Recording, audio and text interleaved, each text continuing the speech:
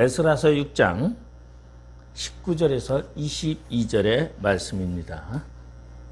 우리 함께 같이 합독하도록 하겠습니다.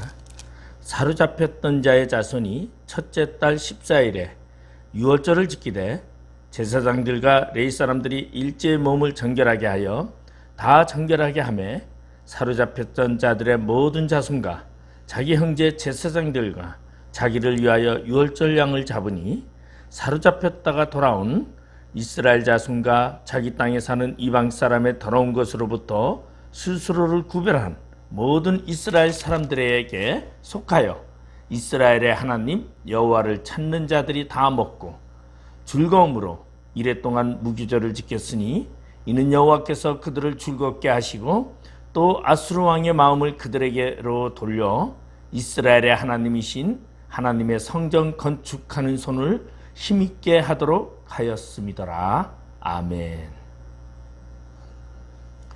오늘 본문은 남유다가 바벨론에게 멸망하고 모든 백성이 바벨론의 포로로 잡혀갔습니다. 예루살렘 근처에는 그 당시에 한 2만 명의 정도의 농사꾼이나 이러한 비천한 사람들만 있었고 이스라엘의 모든 백성들은 바벨론의 포로로 잡혀가서 유브라테스 강가에 제방 사업을 하는 그런 포로 생활을 하고 있었습니다. 그런 바벨론이 말 그대로 오래 갈 줄 알았는데 포로 70년 만에 돌아올 수 있도록 하나님께서 하나님의 계획 속에서 그들을 만드시사 그들은 메데파사라는 국에 의해서 바사라는 그러한 나라에 의해서 멸망하게 되고 그리고 바사의 고레스 2세에 의해서 바벨론의 포로로 잡혀왔던 그들은 고국으로 돌아올 수 있었고 그리고 모든 성전 기물과 모든 것들을 갖고 다시 고국으로 돌아올 수 있게 되었던 것입니다. 포로로 잡혀간 지 70년 만에 그들은 스룹바벨이라는 그러한 제사장을 스룹바벨이라는 그러한 총독, 신임 총독이죠. 포로로 여기서 돌아오는 스룹바벨과 그 다음에 여호수아라는 대제사장의 인도하에서 제1차 포로 기한이 이루어지게 됩니다. 그리고 그들은 성전과 성벽을 재건하게 되고 그리고 성전 재건 봉헌 후에 58년이 지나서 제2차 포로 기한이 일어나게 됩니다.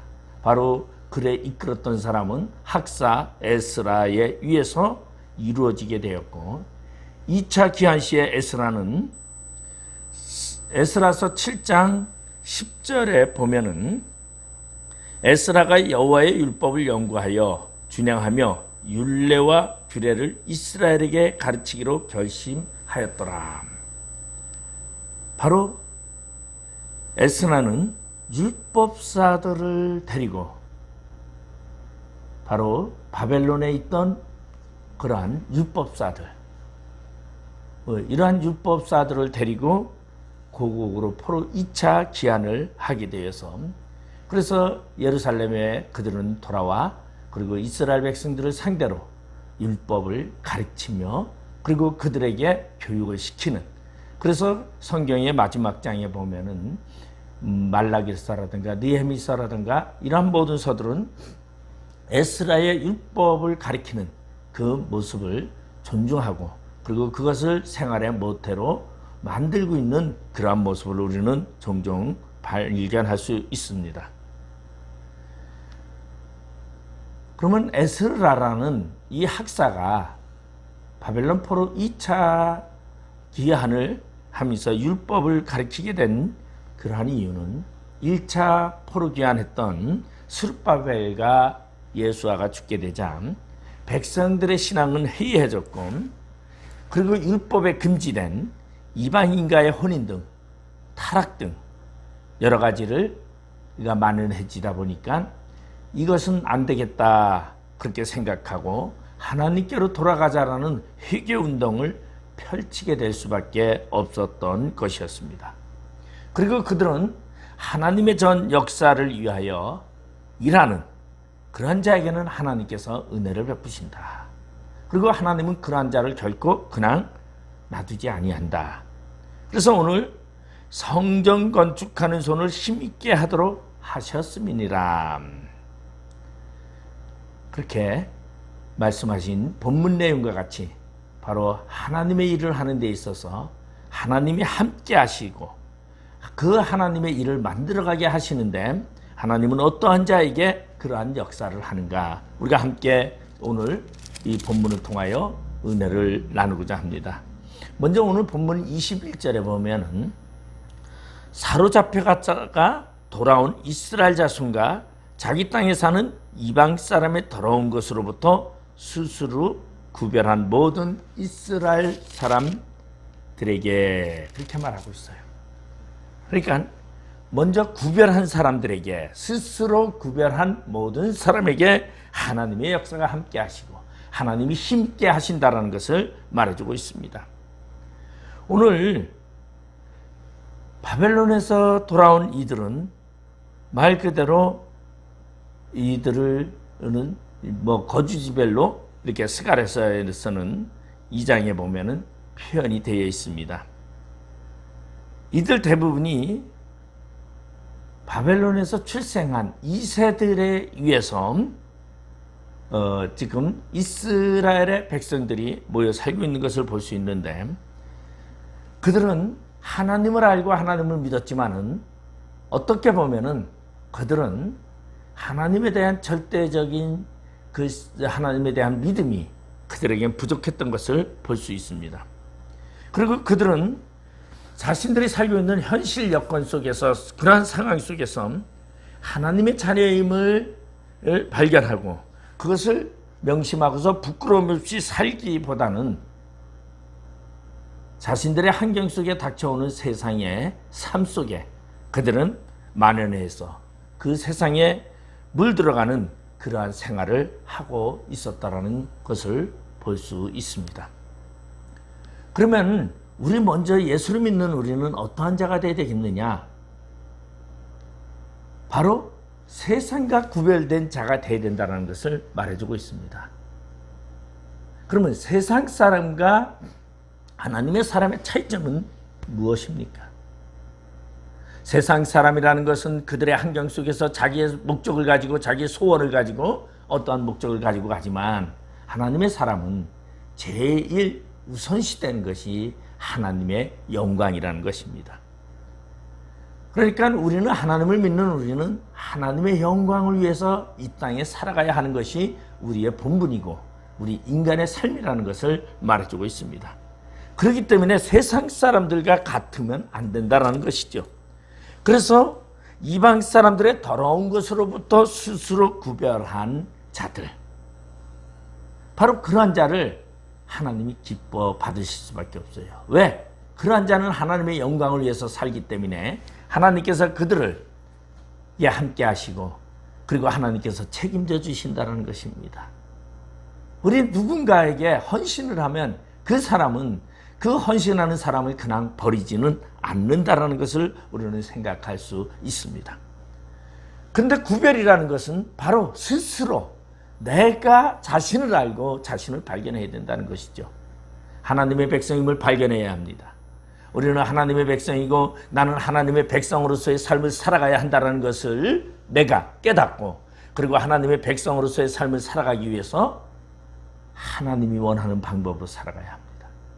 오늘 에스라가 이스라엘 백성들에게 들어와서 그들과 이방인과 혼인하는 그런 문제들을 그들은 구별을 하라고 말하고 있습니다. 왜? 이방인과 혼인하게 되면은 아무래도 이방인의 신들에게 젖어서 이방인의 신의 우상을 섬기게 될 수밖에 없는 그러한 상황에 빠지게 된다는 것이죠. 우리가 잘 알고 있는 대로 하나님이 가장 싫어하는 것이 뭡니까? 나 위에 다른 신을 두지 말아라. 하나님은 우상 섬기는 것을 가장 싫어하신다고 말씀하고 있습니다. 그렇기 때문에 우리는 하나님을 섬기고 하나님을 의뢰하고 하나님만을 섬기면서 하나님의 백성들께 살아가려면은 하나님의 백성다운 삶을 살고 그러한 정결함을 지녀야 한다는 것을 말해주고 있습니다. 오늘 세상에 물들어가는 많은 사람들, 우리는 세상의 급류에 휘말려가는 사람이 아니라 하나님의 거룩한 자녀로서의 삶을 우리는 살아가는 그러한 자가 되어야 합니다. 그러기 위해서 그렇게 스스로 구별한 자를 하나님이 힘있게 하신다. 하나님이 책임지신다는 것을 말해주고 있다는 것입니다. 그런가 하면은 오늘 여기 본문을 21절에 보면은 모든 이스라엘 사람들에게 속하여 이스라엘의 하나님 여호와를 찾는 자들이 다 먹고, 그렇게 말하고 있습니다. 하나님을 찾는 자들이 다 먹고, 이것은 무슨 얘기냐면 우리의 삶의 순위를 말할 수 있습니다. 우리의 삶의 순위는 어디에 있느냐, 그러니 말씀이죠. 여호와를 찾는 자들, 우선순위가 여호와를 찾는 자가 되어야 됩니다.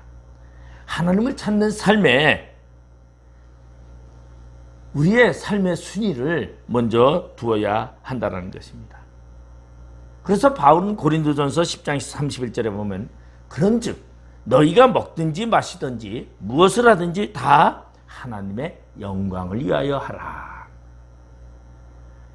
하나님 여호와를 찾는 자들이 다 먹고, 우리가 삶 속에 삶을 먹는다라는 것은 생활을 말하고 있죠. 그러한 생활 속에서 하나님을 찾는 자가 되라.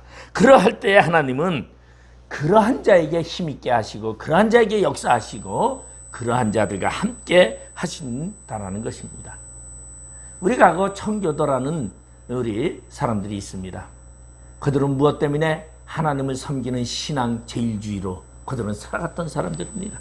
그래서 그들은 하나님 제일주의로 살아가는 그들은 세상에 휘말려 살지 않고 신앙의 자유를 찾아서 메인플라워를 타고 그리고 아메리카 대국으로 그들은 건너가서 그곳에서 가장 먼저 그들은 하나님의 교회를 세우고 그리고 하나님의 나라를 세우고자 했던 그러한 정신을 우리는 볼 수가 있습니다.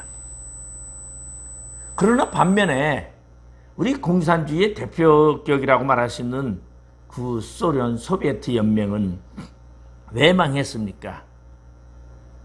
그 나라는 내란도 없었습니다. 침략도 없었는데 왜 붕괴되었을까요? 그것은 바로 하나님을 멀리했기 때문에 그 나라는 분열이 돼서 지금 수많은 나라로 나누어질 수밖에 없었던 것입니다.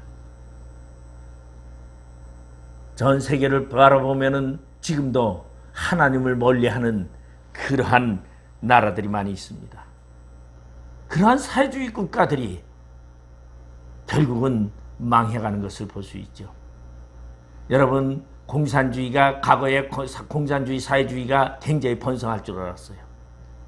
그런데 공산주의가 번성하기보다는 거의 멸망했던 이유는 하나님을 멀리했기 때문이라는 것입니다. 여러분, 우리가 하나님을 찾을 때에 여러분의 가정이 번성되고 여러분의 사업이 번성되고 여러분의 삶에 풍성함이 넘친다라는 것입니다. 그래서 이스라엘 백성들은 바벨론의 포로에서 돌아와 그들이 가장 먼저 했던 것은 바로 성전 재건의 문제였습니다.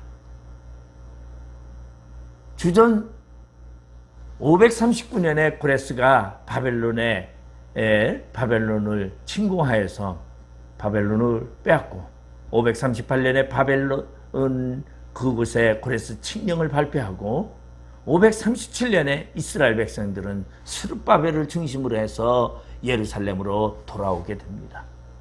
그리고 그들은 그 다음 해 536년 2월에 예루살렘에 모여서 성전을 짓기로 하고 그리고 그들은 모여서 성전의 기초토를 닦고 그리고 성전을 재건하기 시작을 합니다. 물론 이 성전은 중단이 되고 맙니다. 바로 캄비세스 정권에 의해서 우리가 보면은 모함에 의해서 그들이 성전을 짓는 것을 성벽을 보수하고 전쟁을 준비하고 독립하려고 한다고는 그러한 진정서가 그러한 문서가 캄비세스에게 올라가면서 캄비세스이 성전 재건을 중단하는 일이 생겨 결국은 성전은 20년 후에만 성전이 완공된 것을 우리는 볼 수 있습니다. 과연 여러분의 삶 속에는 하나님을 찾는 삶이 제1우선주의로 살고 있습니까? 아니면 오늘도 그저 나의 세상 속에서 나의 삶을 먼저 찾고 있지는 아닌지 우리 자신을 돌아봐야 하겠다는 것입니다. 여러분, 우리의 삶의 순위가 하나님을 찾는 것이 되기를 바랍니다. 나의 삶 속에 어떠한 문제가 생기더라도 하나님을 찾는 그 믿음이 우리의 가장 먼저 우선순위가 되시기를 바랍니다. 그리고 그들은 그렇게 하는 자들에게 스스로 구별하고 그리고 하나님을 찾는 자들에게는 하나님께서 역사하신다고 말하고 있습니다. 오늘 본문 22절에 보니까 즐거움으로 이랫동안 무교절을 지켰으니 이는 여호와께서 그들을 즐겁게 하시고, 어떻게 즐겁게 하시고, 여러분 삶 속에 인간의 삶이 재미있어진다는 것이요, 삶 속에 즐거움이 넘친다는 것이에요. 아무리 교회를 열심히 해도 즐거움이 없다면 여러분 괴로울 것입니다. 여러분 믿음을 가지고 살아가는데 괴로움과 고통만 있다면 여러분 괴로울 것입니다. 그 삶이 힘들 것입니다. 그런데 아무리 환난이 오고 핍박이 오고 나의 삶 속에 어려움이 닥친다 할지라도 내 마음에 즐거움이 넘친다면 여러분 우리는 기쁠 수밖에 없고, 그리고 그것으로 인하여 우리는 즐거움을 가지고 모든 환난을 이길 수 있다는 것입니다. 바로 즐겁게 사는 인생이 가장 행복한 인생이라는 것입니다. 즐거움이란 인생을 기쁘게 합니다. 그래서 여러분 오늘 보면은 오늘날에 많은 것 중에 그러한 프로그램도 있습니다. 웃음 치료사. 예? 무엇입니까? 웃음이라는 것은 괴로움 속에서 나오는 것이 아니라 즐겁고 기쁜 마음에서 나오는 것이에요. 근데 그러한 웃음 치료사가 즐겁고 마음을 기쁘게 하면 엔도르핀이 돋고 사람의 건강이 건강해지고 사람이 즐거워지면서 수명이 연장된다고 말해주고 있습니다. 여러분 즐거운 마음, 내 안에 즐거운 마음은 내가 만드는 것이 아니라 하나님이 주시는 것입니다. 내 안에 하나님이 기쁨을 주시는 것입니다. 내 안에 하나님이 아름다움을 주십니다. 내 안에 하나님이 모든 사물을 아름답게 볼 수 있는 그러한 나의 마음의 눈을 열어줍니다. 그리고 마음의 풍성함을 주십니다. 그럴 때는 우린 즐거움을 가질 수밖에 없습니다. 여러분 농장에서 가수원에서도 여러분 음악을 틀어줬더니 가수원의 열매들이 풍성하고 잘 맺더라는 것입니다. 그런데 반면에 그런 즐거운 음악이나 기쁨을 주지 아니하고 그것에 소란스러워지고 저거 하면은 잘 맺지를 않아요. 우리 보면은요, 이 시골에 가면은 이 저기 길가에 보면은 가로등이 있습니다. 전봇대 위에 가로등이 있는데 그 옆에 보면 논이 있어요. 근데 이 전봇대에 밤에 밤새도록 불이 켜집니다. 그러면 그 전봇대 가까이 있는 벼들은요 자라지를 않습니다. 성장이 멈추게 됩니다. 왜냐하면 잠을 자야 하는데, 밤이 되면 모든 동식물은 잠을 자야 하는데 잠을 잘 수가 없습니다. 그것이 괴로움이죠. 순리를 거스른다는 건 괴로움이죠. 그러다 보니까 성장이 되지 못한다라는 것이죠. 바로 이와 같이 하나님은 스스로 구별하고 하나님을 찾는 자에게 하나님은 즐거움을 주신다라는 것입니다. 그래서 빌립보서 3장 1절에 보면 주 안에서 기뻐하라. 내가 너에게 말하노니 항상 기뻐하라고 말하고 있습니다. 바로 즐거움은 우리의 행복이 된다는 것입니다. 그 다음에 또한 그러한 자들에게 스스로 구별하고 그리고 하나님을 찾는 자들에게는 하나님께서 어떻게 하시느냐. 22절에 보니까 또 아수르 왕의 마음을 그들에게로 돌려 이스라엘 하나님이신 하나님의 성전 건축하는 손을 힘있게 하도록 하셨음이니라. 역사는 손을 힘있게 하신다. 우리가 살아가는 데 있어서 일하는 그 부분에 하나님이 힘있게, 힘이라는 것은 뭐예요? 파워, 능력. 하나님이 함께 하심에 그곳에 능력이 임하게 되다라는 것입니다. 여러분, 그런가 하면은 주변의 대적들을 하나님이 그들의 마음을 바꿔서 그들을 돕는 자로 만들어 주신다라는 것입니다. 여러분, 진정으로 여러분의 삶 속에 나를 돕는 자가 만들어지고, 그리고 하나님의 능력이 임하게 되면은 그 모든 하는 일에 역사가 일어나고 능력이 일어나고 하나님의 힘으로 말미암아 성공을 이루게 된다는 것입니다. 여러분, 우리 교회도 여러분 하는 일들이 하나님의 능력이 임하는 그러한 손길이 함께하는 그러한 일을 해야 합니다. 그러기 위해서는 우리는 먼저 스스로를 구별해야 합니다. 나는 하나님의 백성이요, 나는 하나님의 사람이요, 나는 하나님의 자녀임을 구별하고 세상 것과 같이 살아가지 아니해야 합니다. 그리고 모든 일에 하나님을 찾는 자가 되시기를 바랍니다. 그러할 때 분명히 하나님은 우리와 함께 역사하셔서 우리가 하는 모든 일들에 하나님은 책임을 져주시고 성공으로 이끄심을 믿고 날마다 하나님을 바라며 따라가는 귀한 주님의 백성들이 되기를 주님의 이름으로 축원드리겠습니다. 기도하시겠습니다. 아버지 하나님의 은혜를 감사드립니다. 이스라엘 백성들이 바벨론의 포로 70년의 생활을 마치고 그들이 돌아와 하나님의 말씀을 상고하고 율법을 따라 그들이 스스로 구별하며 그리고 하나님을 찾을 때에 하나님이 성벽 쌓는 그들의 손에 힘을 더하사 모든 일이 순조롭게 이루어졌던 것처럼 아버지 하나님 우리의 삶에 하나님의 백성으로서의 삶을 구별하는 저희들 되게 해주시고 그리고 하나님을 찾는 믿음 안에서 이 세상의 모든 일들이 하나님의 은혜 안에서 성공되어지고 승리하게 하여 주시옵소서. 예수님의 이름으로 기도드리옵나이다. 아멘.